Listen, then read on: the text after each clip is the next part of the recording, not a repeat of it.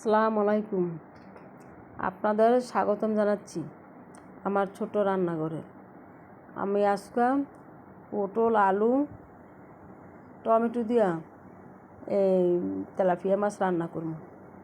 মাছটি ভাজার পরে পটল আলু ভাজমু, একটু লবণ দিমু, দেওয়ার পরে একটু ভাজার পরে পেঁয়াজ দিমু, পেঁয়াজ দিয়ে আবার লাড়াচাড়া দিয়া পরে আদা রসুন মরিচ বাটা এই দিয়া দিমু, দেওয়ার পরে পরে জল দিয়া আমি এই যে টমেটোগুলো এখন আবার একটু কষামো।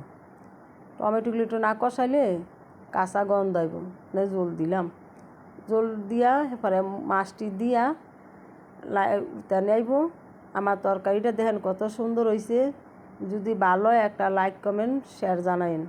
যদি কোনো সময় এইভাবে রান্না করে থাকেন তাহলে কমেন্ট করে জানেন, আর যদি না খান এইভাবে রান্না করে খাইয়া আমাকে জানাইবেন।